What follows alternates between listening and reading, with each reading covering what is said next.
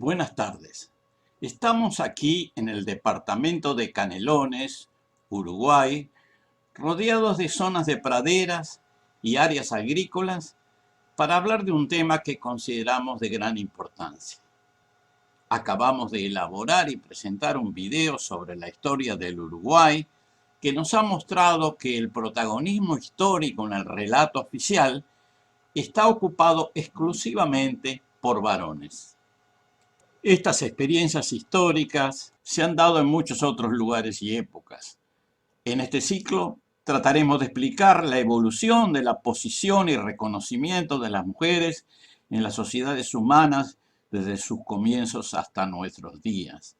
A continuación, en esta primera parte, conversaremos acerca de los eventos y situaciones que sufrieron las mujeres a través de la historia hasta que comenzó la lucha por sus derechos hace un par de siglos.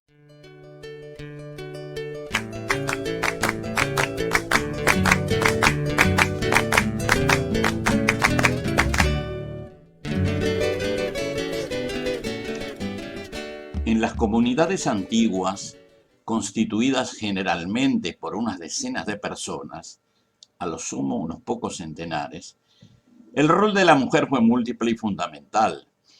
Además de la crianza y educación de los niños, la mujer se ocupaba de la obtención y preparación de la mayor parte de la alimentación, cultivos, recolección, caza de pequeños animales, confección de las vestimentas y otros menesteres comunitarios. Los varones, en cambio, se concentraban en la defensa, incluyendo la caza de especies mayores, sobre todo como entrenamiento para la defensa, la pesca y diversas actividades que requerían mayor fuerza física. Cuando en Eurasia y África apareció la agricultura del arado, el rol de las mujeres pasa a segundo plano. Y en las sociedades agrourbanas llamadas clásicas, esa disminución del rol se acentuó. Estas sociedades tendieron a enfrentarse por el control del territorio y los recursos. Se desataron guerras y se tomaban prisioneros. El destino de esos prisioneros, que normalmente incluía tanto hombres como mujeres, muchas veces terminaba siendo la esclavitud.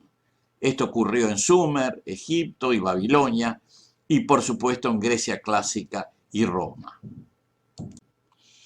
La situación de las mujeres en Atenas, en la antigua Grecia, era particularmente dependiente. Hay que recordar que la mayoría de la población estaba constituida por esclavos, de los cuales por lo menos la mitad eran mujeres. De acuerdo al censo de Demetrius Phalereus del año 317, antes de la era común, había 21.000 atenienses, ciudadanos, 10.000 metecos, extranjeros, y 400.000 esclavos. Por lo tanto, la inmensa mayoría de las personas, incluyendo mujeres, eran esclavos. Aún en las estimaciones más conservadoras, el número de esclavos en el Ática ateniense ascendía a 100.000 personas o más. La calidad de vida de las esclavas era humillante. Realizaban la mayor parte de las tareas domésticas, estaban sometidas a las arbitrariedades e impulsos sexuales de sus patrones y no podían tener una vida familiar independiente. En Roma la situación era parecida. El número de esclavos era proporcionalmente menor a Atenas, pero se acercaba al 50% de la población.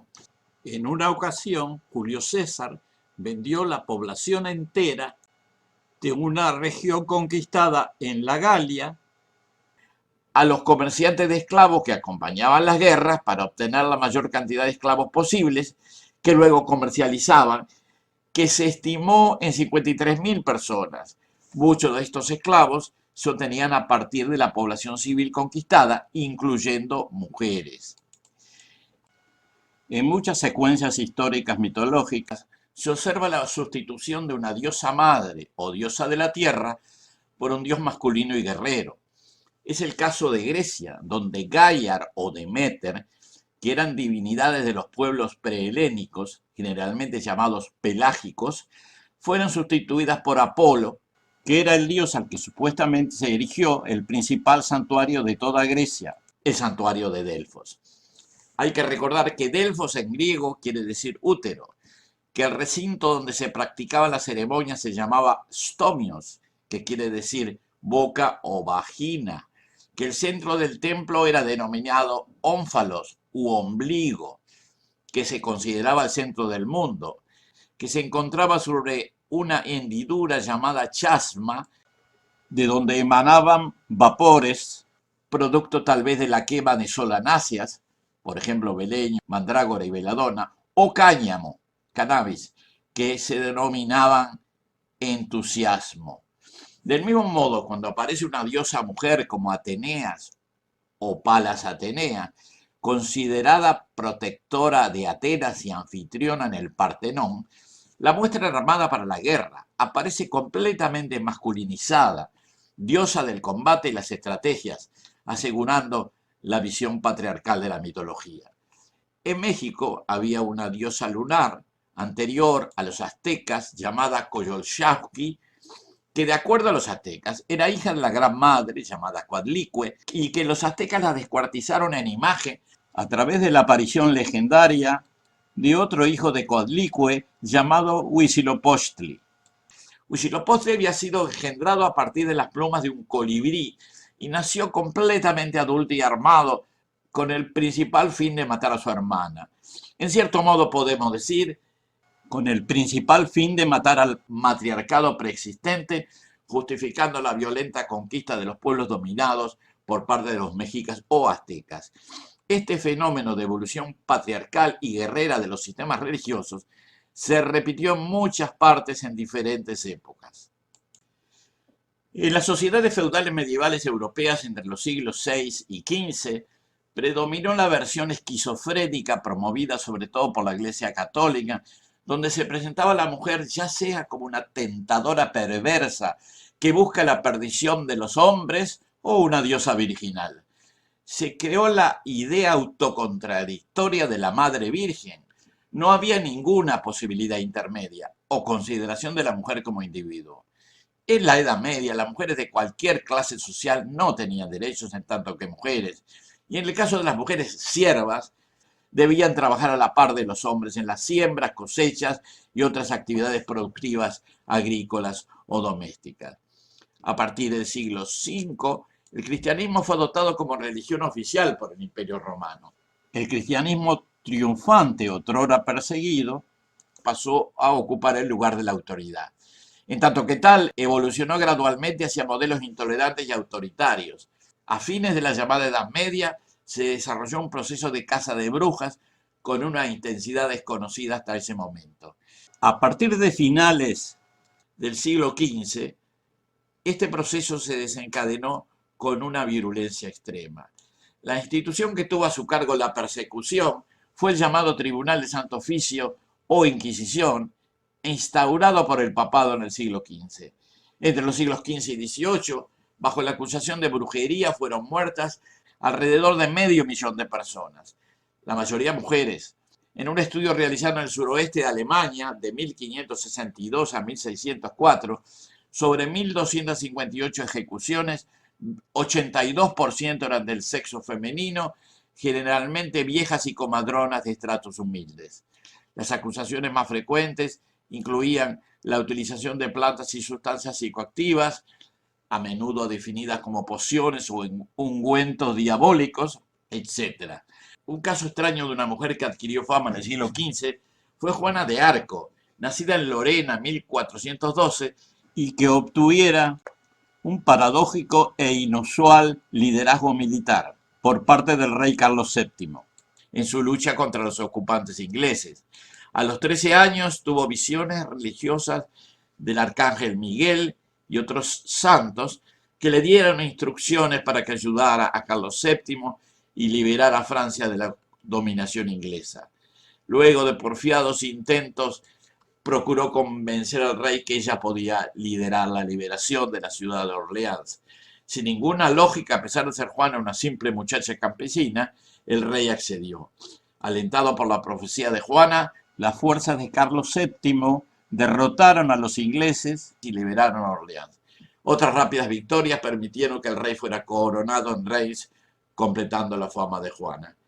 Poco después fue capturada por los borgoñanes, aliados de los ingleses, y sometida a juicio por hereje. Entre las acusaciones que se hicieron fue que se había vestido de hombre, ella dijo que era para evitar las violaciones, llevar una mandrágora en su seno y otros rasgos que se consideraban diabólicos. Fue condenada y quemada en la hoguera. Su edad era 19 años. Algunos años más tarde, en 1456, el Papa Calixto III desestimó los cargos, la declaró inocente y la elevó al rango de mártir. A pesar que las mujeres no ocuparon la mayoría de los cargos políticos a lo largo de la historia, han existido mujeres que han estado al frente de estados en numerosas ocasiones. En el mundo antiguo se mencionan, entre otros, los nombres de Nefertiti y Cleopatra en Egipto y Maqueda en Etiopía. Más recientemente, en el continente europeo, podemos señalar los importantes roles políticos de Isabel de Castilla, a fines del siglo XV, en España, Isabel I de Inglaterra, fines del siglo XVI, Catalina II de Rusia, a fines del siglo XVIII, y el larguísimo periodo de reinado de la reina Victoria del Reino Unido, que marcó una época en el mundo. En la mayor parte de los casos, el nombramiento de estas reinas fue en estados sin regímenes democráticos ni meritocráticos y se basó casi exclusivamente en parentescos familiares dentro de las familias reinantes, cosa que también ocurría en la accesión al trono de los monarcas varones. A nivel religioso, las mujeres tuvieron dificultades para ser aceptadas en funciones sacramentales. No fueron confirmadas como sacerdotisas en ninguna de las religiones monoteístas. En el judaísmo tradicional, las mujeres no pueden ser ordenadas rabinos, aunque hubo algún cambio en algunas corrientes judías a partir de 1972. En el Islam, las mujeres no pueden ser imanes, ni conducir las sesiones de oraciones, ni tampoco ser mulas en el islamismo chiita. En las iglesias cristianas, el rol de las mujeres ha estado limitado a roles monásticos o de servicio en templos y otras instituciones cristianas. Cuando el obispo gallego Prisciliano en el siglo III incorporaba mujeres en el culto, esto se consideró inaceptable y Prisciliano fue ejecutado por hereje. Todavía hoy la Iglesia Católica no permite la ordenación de mujeres como sacerdotes ni para ningún cargo eclesiástico. Lo mismo ocurre en las iglesias ortodoxas griega y rusa. A lo sumo pueden llegar al nivel de diáconos, que si bien pueden cumplir funciones religiosas, no pueden administrar los sacramentos. Esta situación, que se caracterizó por el desconocimiento y la invisibilización de la mujer durante la historia, comenzó a cambiar a fines del siglo XVIII con precursoras como Olimpia de Gouges en Francia y que fuera guillotinada por militar por los derechos de la mujer. Pero esa es otra historia que completaremos en la segunda parte de esta serie.